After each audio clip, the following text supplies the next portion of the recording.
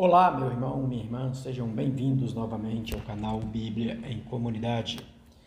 Meu nome é José Olímpio e neste vídeo nós vamos falar do contexto social do período em que Saulo de Tarso, Paulo, apóstolo, viveu. Nesse contexto, nós vamos conhecer um pouco mais sobre este grande homem, esse grande teólogo, este grande apóstolo. Saulo é filho de um povo, o povo de Deus, o povo judeu, a nação judaica, que fora formada por 12 tribos. E Saulo era filho da tribo de Benjamim. O próprio Paulo nos narra a sua identidade, a sua família tribal, na carta aos Romanos, capítulo 11, versículo 1. No contexto social em que Paulo viveu, a nação judaica era dominada, era uma colônia, era pagadora de impostos para o Império Romano. No início do século I da era cristã, estimava-se que tinha 3% da população, aliás, 10% eram de judeus. Já na metade do primeiro século, em Roma, 3% eram judeus. No período de Saulo, aconteceu uma perseguição muito grande aos judeus que eram seguidores do Nazareno, Jesus de Nazaré.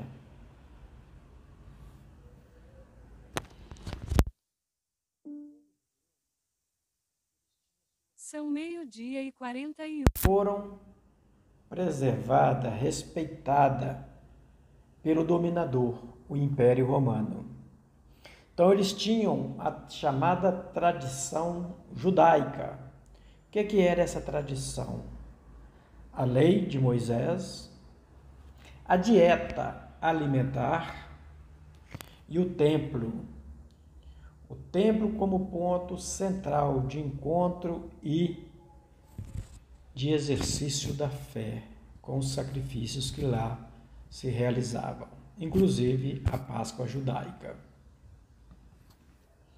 O Império Romano, ele não interferia na religião judaica, não interferia no modo como eles viviam a fé, contando que a paz fosse mantida. Nesse contexto, surge também o que nós conhecemos hoje como cristianismo. Mas no tempo de Saulo não era cristianismo, era seita. Seita dos seguidores de Jesus. E para o judeu que vivia a sua fé no judaísmo, já era difícil. Imagine para os seguidores de Jesus, que já eram uma mescla, judeus e gentios, que aceitaram mudar a vida deles por causa do Nazareno, por causa de Jesus, o ressuscitado. Saulo, ele tinha cidadania romana. Porém, esta cidadania era comprada. Ele tinha a cidadania também de ser pertencente ao povo judeu por nascença, como já dissemos. Saulo é conhecido como homem de 3 culturas. Ele fluía muito bem tanto na cultura diante do seu povo judaica, como na cultura romana, a cultura do império, como também na cultura grega, aonde estava muito próximo ali. Saulo era um grande empresário. Ele tinha como cliente fechado o exército romano, aonde ele fornecia tendas para o exército. A sua matéria-prima era o couro de animais, animais que eram oferecidos no templo judeu, e as peles eram descartadas. Ou melhor dizendo,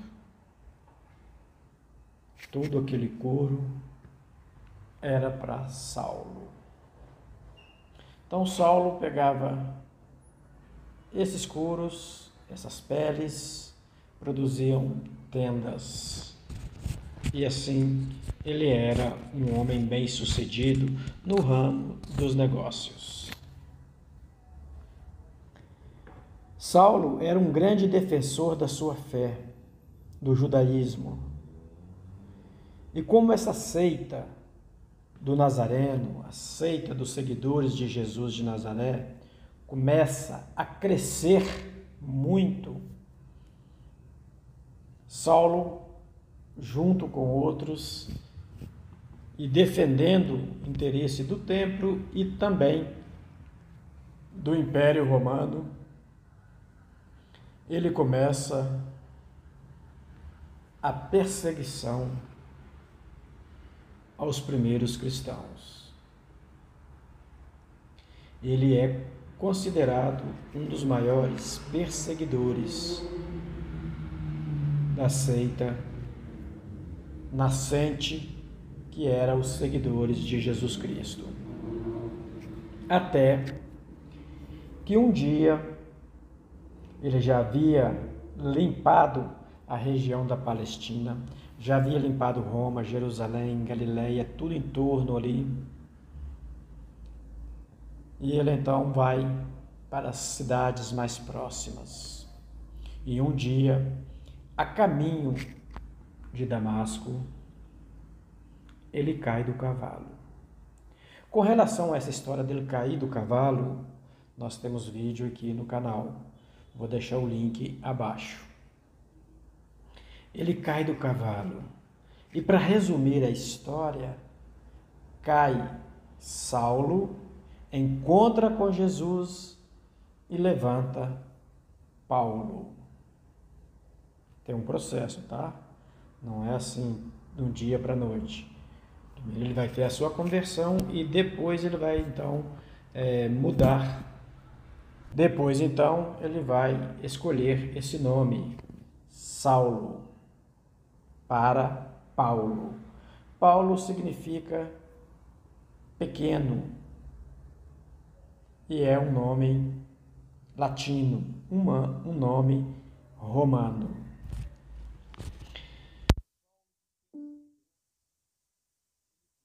São meio-dia. Seguidor de Jesus de Nazaré.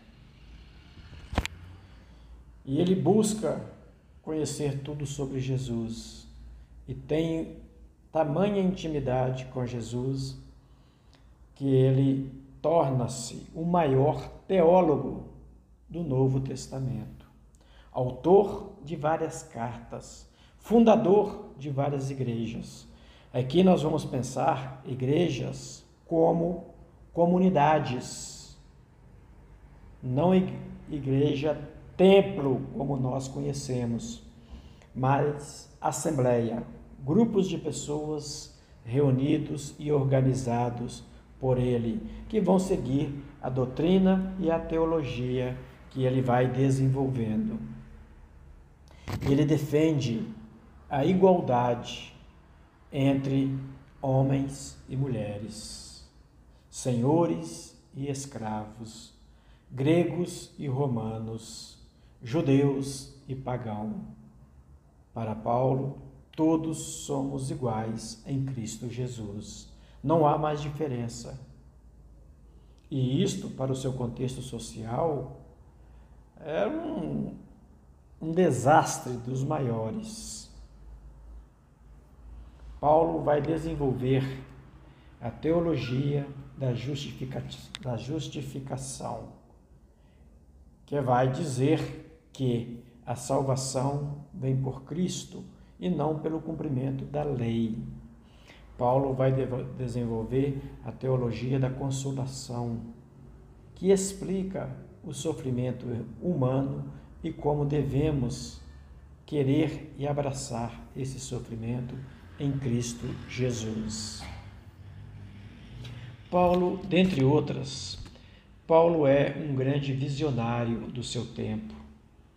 Paulo é um revolucionário na fé.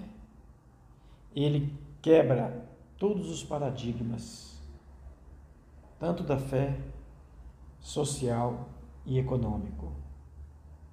Ele é o maior revolucionário que o Novo Testamento já conheceu.